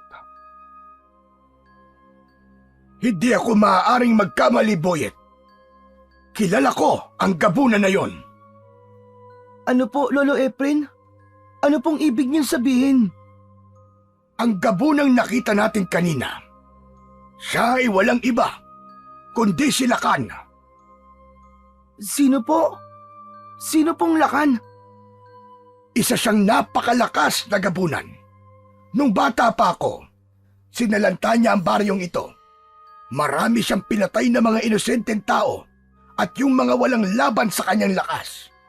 Noon pa man, ay hinahanap na niya ang mutya ng punso dahil gusto niyang angkinin ang kapangyarihan nito. Isang gabi, bigla na lamang siyang naglaho. Pero may hinala kong hindi siya tuluyang nawala. Nagkubli lamang siya at naghintay ng tamang panahon upang bumalik. Nung inalok sa akin ng isang diwendeng mutya ng punso, alam ko na kung tatanggapin ko yon, ay kailangan kong harapin si Lakan. Napakabata ko pa nun. Wala kong lakas ng loob na labanan siya, kaya pinili kong tumanggi. Kapwa natahimik sina Boyet at Lolo Efren. Maya-maya lang ay muling nagsalita si Boyet. Kung ganun, ibig sabihin, ako po ang kailangan lumaban sa kanya, Lolo. Ako po ang lalaban kay Lakan. Oo, tama ka, Boyet. At kahit ayaw mong harapin si Lakan, ay hahanapin ka pa rin niya dahil nasa iyo ang mutya. Hindi kanya titigilan hanggat hindi niya ito nakukuha mula sa iyo. Lolo, natatakot po ako. Natatakot ako sa kanya. Naiintindihan ko, Apo, pero kailangan mong lakasan ang iyong loob dahil walang ibang may kakayang humarap kay Lakan, Apo, kundi ikaw lamang. Ikaw ang susi upang matuldukan na ang kanyang kasamaan. Nagpigil ng luha si Boyet. Sa loob-loob niya, gusto niyang tumakas. Gusto niyang bumalik sa dati niyang tahimik na buhay. Pero alam niyang hindi na yon mangyayari. Kinabukasan ng umaga, habang kumakain ng tuyong isda at sinangag sina Boyet at Lolo Efren sa maliit nilang hapagkainan, ay natigilan sila nang may biglang kumatok sa kanilang pinto. Nagkatinginan sina Boyet at Lolo Efren. Bago pa man may tumayo sa kanila para tignan kung sino ang nasa labas, ay bumukas na kagad ang pinto at pumasok si Balong. Nagmamadali itong lumapit sa kanila habang habol ang paghinga. Boyet, Lolo Efren! Nakita niyo ba yung aswang na umatake dito sa baryo kagabi? Oo, Balong. Galing kami nun ni Lolo sa lamay sa kabilang baryo. Yung umatake na yung isang gabunan. Ano? Gabunan? Lagot! Hindi ba ang gabunan ay isa sa malalakas na uri ng aswang? Kung ganon, hindi pala yun basta-bastang aswang lang. Pero Boyet, hinahanap ka ng gabunan na yun. Hinahanap niya ang mutya ng punso. Ano nang balak niyo? Wala kaming balak na ibigay kay Lakan ang mutya ng punso. Kapag napunta sa kanya yon, mas lalakas siya at mas marami pang buhay ang mga nganib. Kung ganun, lalabanan mo siya, Boyet? Napalunok si Boyet. Wala siyang karanasan sa pakikipaglaban sa mga aswang, lalo na sa isang gabunan. Pero alam niyang hindi niya yon matatakasan. Wala na akong pagpipilian, Balong, kundi ang harapin siya at labanan. Kaya sa susunod na umatake siya dito, ay kailangan ko siyang harapin. Napayuko si Boyet dahil sa kabila ng sinabi niya na yon ay hindi pa rin siya sigurado kung sapat ba ang kapangyarihan ng mutya ng punso upang hindi siya mapatay ni Lakan. Natatakot pa rin siya at pilit na lang niyang nilalakasan ang kanyang loob. Simula noon ay hindi na tumigil ang pag-atake ni Lakan sa baryo ni Boyet. Gabi-gabi, tila isang bangungot na paulit-ulit na bumabalik ang bangis at lupit ng gabunan. Wala itong sinasanto. Mapababae, matanda at bata, lahat ay binibiktima ni Lakan. Marami ng bahay ang nawasak, maraming pamilya ang naulila, at ang takot ay bumalot na sa buong baryo. Sa bawat sigaw ng mga biktima tuwing gabi, ay bumibigat ang dibdib ni Boyet. Alam niyang siya lang ang may kakayahang tapusin ang impyernong yon, pero kahit na anong pilit ni Lolo Efren na lumaban siya, ay hindi niya magawa-gawa. Natatakot si Boyet. Takot siyang harapin ang isang nilalang na kayang pagpira-pirasuhin ang kahit na sinong sumalungat dito. Takot siyang magkamali, matalo at tuluyang mawala sa mundo. Ngunit sa tuwing sumasapit ang umaga, isang panibagong sakit ang bumabagabag kay Boyet. Sa bawat paglabas niya sa kanilang kubo, ay bumubungad sa kanya ang mga bangkay ng ilan nilang kababaryo. Paulit-ulit na tinatanong ni Boyet ang sarili kung hanggang kailan siya matatakot. Nakikita niya ang paghihinagpis ng mga naulila at ang takot sa kanilang mga mata. At sa puntong yun, unti-unting kwinestyon ni Boyet ang sarili kung karapat dapat ba talaga siyang maging tagapagmana ng mutya ng punso. Nagpatuloy pa rin sa pagsalakay sila Kan sa baryo ni na Boyet sa mga sumunod na gabi. Ramdam pa rin ni Boyet na desperado ang gabunan na makuha ang mutya ng punso. Palaging nasa loob ng kubo nila si Boyet sa tuwing sumasalakay sila Kan. Nakaupo siya sa gilid ng papag habang yakap-yakap ang kanyang mga tuhod. Patuloy pa rin siyang kinukumbinsi ni Lolo Efrem. Paulit-ulit itong sinasabi sa kanya na siya lamang ang may kakayahang tapusin sila Kan. Pero kahit na anong pilit ng matanda, hindi niya magawang sumagot ng oo. Hanggang isang gabi, mula sa mahimbing na pagtulog ni Boyet, ay nagising siya nang malakas siyang yugyugin ni Lolo Efren. Boyet! Boyet, bumangon ka, apo! Sumasalakay na naman sila Kan. Ito na ang oras para lumaban ka. Harapin mo na siya, apo. Nakikiusap ako sa'yo. Lolo, natatakot po ako. Hanggang kailan ka matatakot, Boyet? Kailan mo haharapin ang halimaw na yon? Hihintayin mo pa bang maubos tayong lahat dito? Hindi ko talaga kaya, Lolo. Hindi po ako matapang. Hindi mo kailangan maging matapang, apo. Ang kailangan mo lang gawin ay maniwala sa iyong sarili. Pero paano po? Paano po kung hindi ko siya matalo? Kaya mo, Boyet. Kaya mo. May mutya ka ng punso. Hindi ito napunta sa'yo nang walang dahilan. Pero Lolo, Hinawakan ni Lolo Efren ang magkabila ang balikat ni Boyet at mariing tumingin sa kanya. Tignan mo ko sa mga mata, Boyet. Hindi ka ba naaawa sa mga kababaryo natin? Kaninang umaga lang, 3 bata ang natagpuan na wala ng buhay. Ilang pamilya pa ang kailangan mawala bago mo sabihin sa sarili mong kaya mo. hindi ko po alam, Lolo Efren. Hindi ko po alam. Naguguluhan po ako. Hindi mo alam o ayaw mo lang tanggapin, Boyet? Hindi mo ba naaalala ang sinabi ni Uyugan sa'yo? Pinili ka ng mutya dahil alam nitong kaya mong ipagtanggol ang baryo natin. Huwag mong sayangin ang tiwalang yon, Boyet. Paano kung hindi ko po kayanin, Lolo Efren? Paano kung ako naman po mapatay nila Kan? Paano po? Kung hindi mo susubukan, hindi mo malalaman. Mas malakas ang mutya mo kaysa sa kanya. Yan ang tandaan mo. Yan ang isaksak mo sa iyong puso't isipan. Napatingin si Boyet sa saig. Nagtalo ang isip at damdamin niya. Alam niyang tama si Lolo Efren, pero ang takot ay patuloy pa rin naghahari sa pagkatao niya. Sa labas ay mas lumakas ang sigawan ng mga tao. Kasunod nun ay ang malakas na sigaw ni Kan. Lumabas ka! Tagapagmana ng mutya!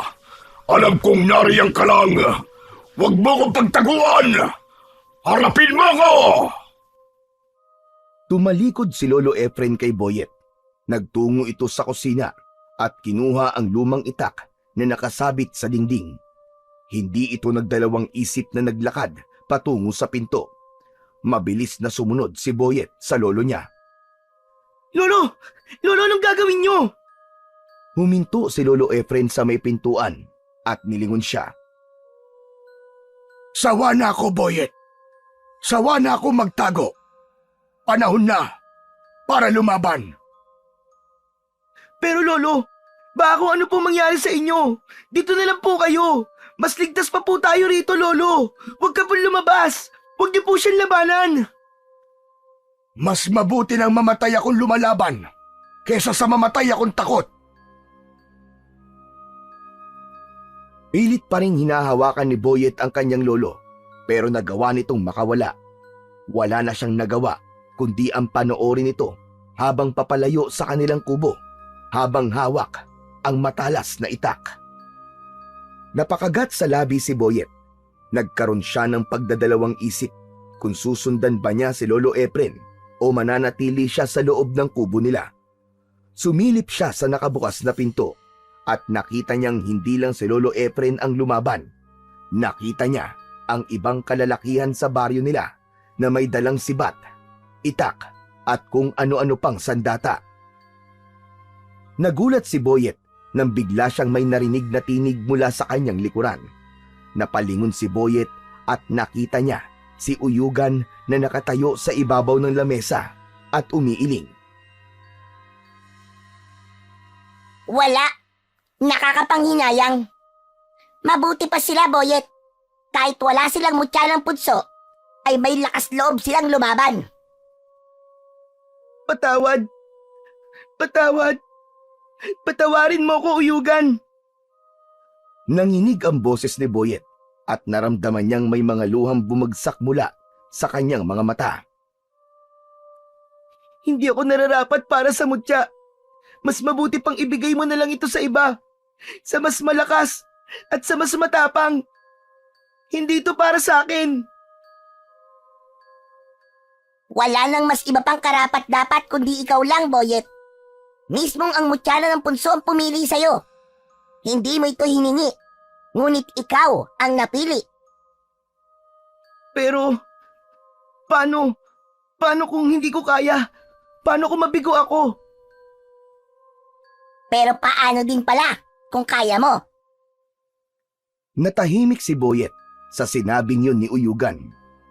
Tumingin si Uyugan sa may pinto kung saan patuloy ang ingay ng labanan. Nasa labas na ang lolo mo, Boyet. Kasama ang ibang kababaryo mo.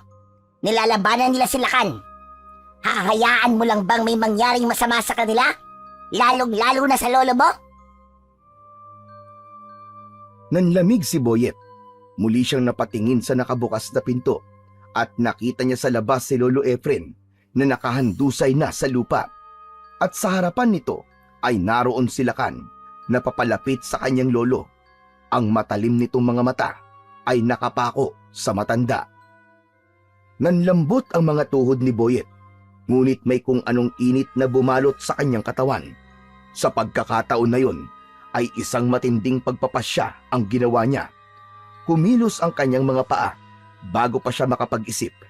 Mabilis siyang tumakbo palabas ng kubo.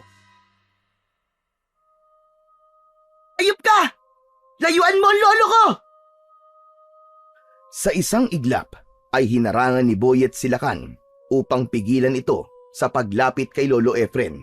Nang makita niyang nasa panganib ang kanyang lolo, ay dun na tuluyang lumabas ang tapang niya. Napahinto naman si Lakan at bahagyang umurong, saka tumawa ng mahina. Nang mapansin nito ang kumikislap na mutya ng punso sa leeg ni Boyet, ay nanlaki ang mga mata nito.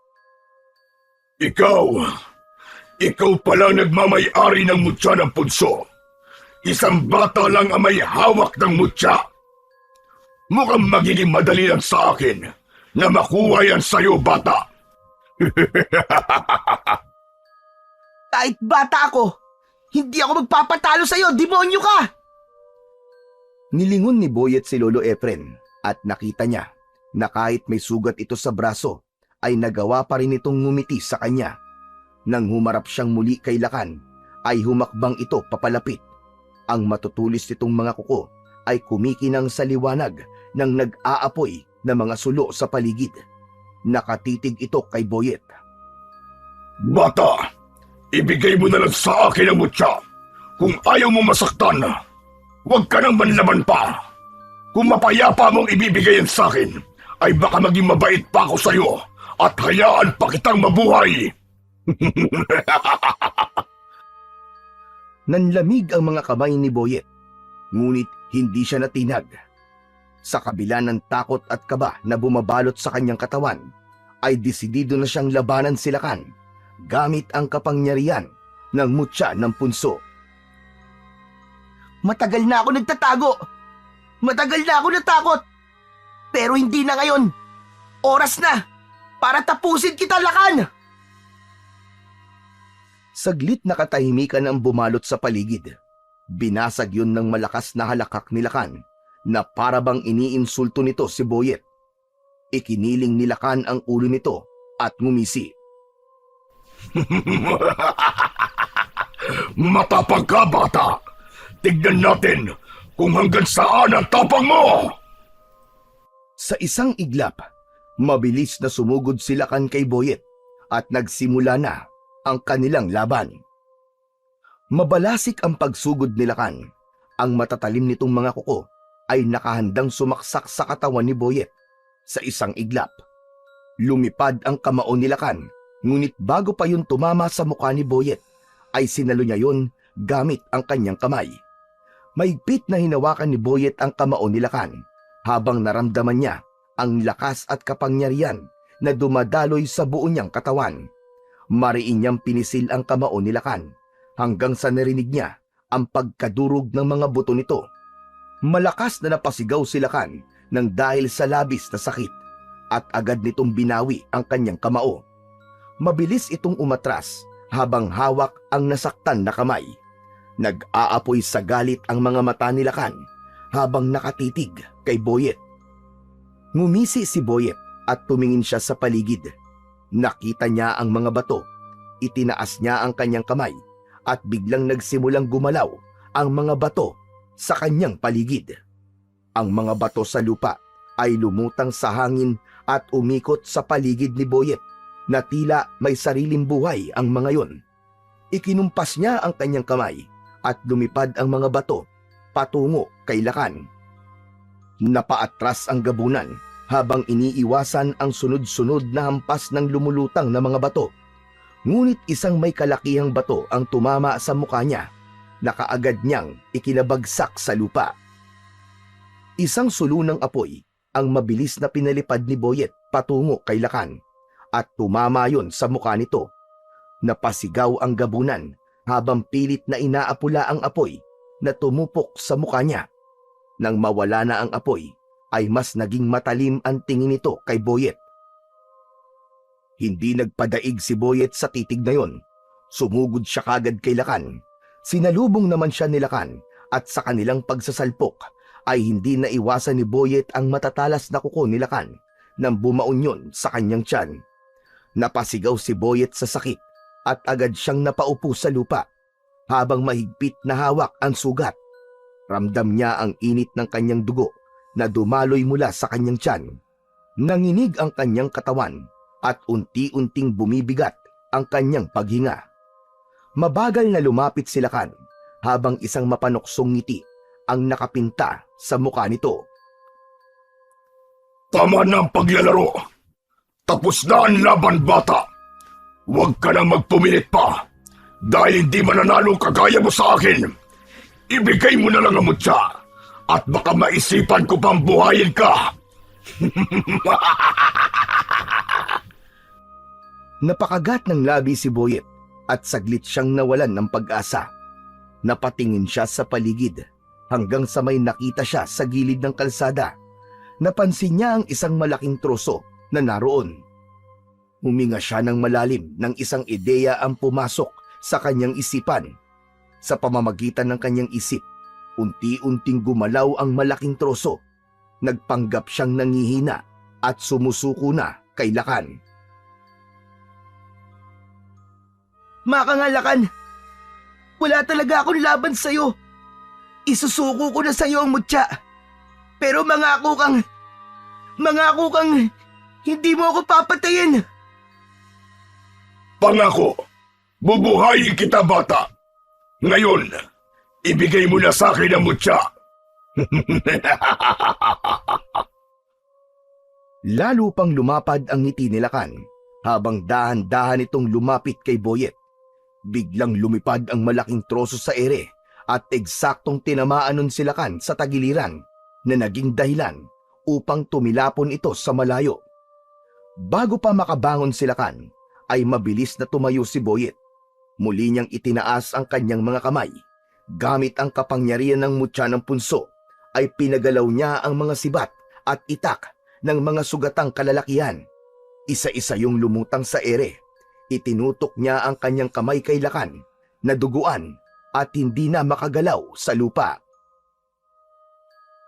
Ikaw ang dapat sumuko, Lakan! Demonyo ka! Hindi mo kailanman makukuha ang mutya ng punso! Mabilis na pinalipad ni Boyet ng sabay-sabay ang mga itak at sibat patungo kay Lakan.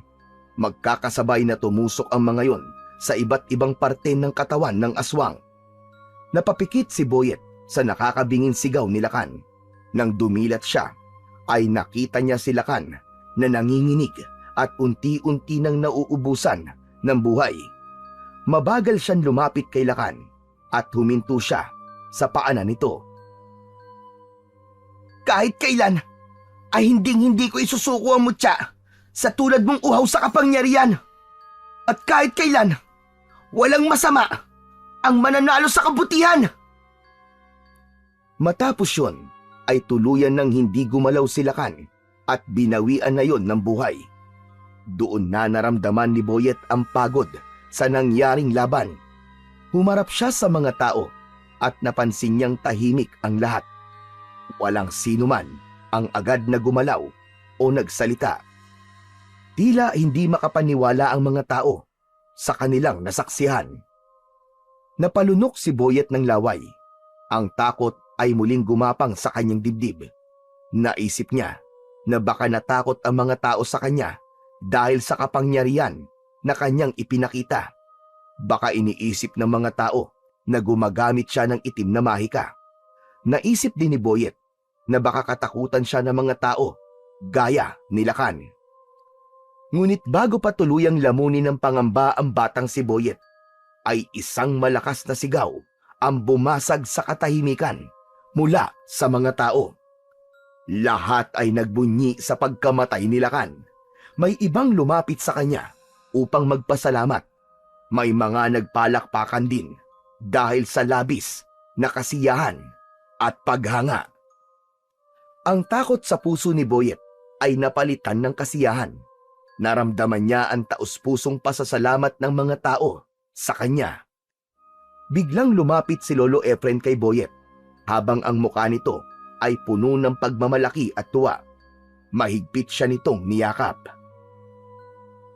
Hindi ako nagkamali, Apo. Maging ang mutya ng punso ay hindi rin nagkamali sa pagpili sa'yo. Pinatunayan mo ngayong gabi na ikaw nga ang nararapat na magmay-ari ng mutya ng punso. Sunod na lumapit kay Boyet ang kaibigan niyang si Balong at maging ito ay masayang-masaya rin sa kanyang nasaksihan. Hanep! Lodi! Ang galing mo, Boyet! Akala ko talaga katapusan na natin kanina eh. Pero grabe, ang galing mo talaga! Para kang isang superhero! Lodi na talaga kita, friend! Napangiti si Boyet at bago pa magtuloy-tuloy ang pagdagsa ng mga tao para lapitan siya at kausapin, ay itinaas ni Lolo Efren ang kamay nito upang pahupain ang kaguluhan. Tama na muna ang kasiyahan! Tama na muna! Makinig kayo mga kasama! Si Boyet ay sugatan at kailangan magamot. Hayaan niyo muna akong gamutin ang sugat ng aking apo. Natahimik ang mga tao. Lahat ay nag-aalalang tumingin kay Boyet. Dahan-dahang inilalayan ni Lolo Efren si Boyet. Halika na, Apo. Kailangan magamot kagad ang sugat mo. Maging si Balong ay tumulong na rin sa pag-alalay kay Boyet. Habang naglalakad silang tatlo pabalik sa kubo, ay tuloy pa rin ang sigawan at kasiyahan sa paligid. Habang sinisigaw ng mga tao, ang katagang mabuhay si Boyet, ang tagapagtanggol ng kanilang baryo. Habang naririnig ni Boyet ang masasayang tinig ng kanyang mga kabaryo, ay napatingin siya sa langit at hindi niya kinalimutang magpasalamat sa nasa itaas. Sa kabila ng sakit ng kanyang sugat at ng pagod ng kanyang katawan, ay punong-puno ang kanyang puso ng kasiyahan dahil sa wakas ay malaya na ang baryo nila kay Lakan at nagawa niya ring durugin ang takot sa kanyang puso. Nang makarating sila sa kanilang kubo, ay pinauwi na muna ni Lolo Efren si Balong. Agad namang sumunod si Balong kahit halatang gusto pa nitong makausap ang kaibigang si Boyet. Nang makapasok na sila sa loob ng kubo, ay naupo si Boyet sa papag, habang si Lolo Efren naman ay kumuha ng mga kailangan nito para gamutin ang sugat ng apong si Boyet. Maya-maya pa ay bumalik na si Lolo Efren. Sige na, Apo. Hubarin mo ang damit mo para malinis ko ang sugat mo. Sumunod si Boyet. Nakita niya ang lalim ng kalmot ni Lakan sa kanyang tiyan. Umupo si Lolo Efren sa tabi niya at maingat nitong nilinisan ang sugat niya. Aray, aray! Aray, ang hapdi po, Lolo! Tiisin mo lang, Apo. Mas mabuti na masaktan ka ngayon kaysa magkaroon ito ng impeksyon. Pero alam mo ba, Boyet? Sobra kitang ipinagmamalaki. Talagang ipinakita mo kanina kung gaano ka katapang. Salamat po, Lolo. Pero kung hindi po dahil sa inyo, hindi ko po yun magagawa. Kung hindi niyo po ako pinilit lumaban, baka hanggang ngayon po takot pa rin po ako. Alam kong darating ang araw na matatanggap mo ang tungkulin mo, Apo. At tignan mo ngayon, ikaw ang naging pag-asa ng baryo natin. Bago pa man makapagsalita si Boyet, ay biglang lumitaw sa kanilang harapan si Uyugan. Magaling, magaling, magaling! Napakagaling mo, Boyet! Binabati kita dahil nagtagumpay ka sa laban nyo ng Lakan na yon. Maraming salamat din sa iyo, Uyugan. Kung hindi mo ibinigay sa akin ng mutya, hindi namin matatalo si Lakan. Kahit ibigay ko ang mutya sa iba, kung hindi sila ang karapat-dapat, ay wala ring mangyayari, Boyet. Tunay na nakatakdang mapunta sa iyo ang mutya ng punso. At ngayon, ikaw na talaga nagmamay-ari niyan. Sana'y alagaan mo yan ng mabuti at patuloy mong gamitin sa kabutihan. Oo, Uyugan. Pinapangako ko. Makakaasa ka. Nagagamitin ko lamang ito sa kabutihan. Maraming salamat uli. Magaling! Yan ang gusto kong marinig. O paano? Aalis na ako at marami pa akong kailangan asikasuhin. Hanggang sa muling pagkikita, Boyet! Napatingin si Boyet kay Lolo Efren. Nang mawala na si Uyugan, ay itinuloy na ni Lolo Efren ang panggagamot sa sugat ni Boyet. Matapos ang lahat ng nangyari, ay bumalik na sa normal ang buhay sa baryo ni Boyet. Naging maayos muli ang pamumuhay ng mga tao at wala nang takot na bumabalot sa kanilang gabi. Si Boyet, bagaman at nagbalik na sa dating tahimik na buhay, ay alam niyang hindi na siya katulad ng dati. Mas naging matatag siya at mas naging handa sa anumang pagsubok na maaaring dumating sa kanilang buhay. Natutunan ni Boyet na ang pagiging bayani ay hindi nangangahulugan ng pagkakaroon ng pambihirang kakayahan, kundi ng pagiging handang ipaglaban ang tama kahit na mahirap. Natutunan niya na ang takot ay isang bagay na maaaring maging hadlang upang makamit niya ang tagumpay.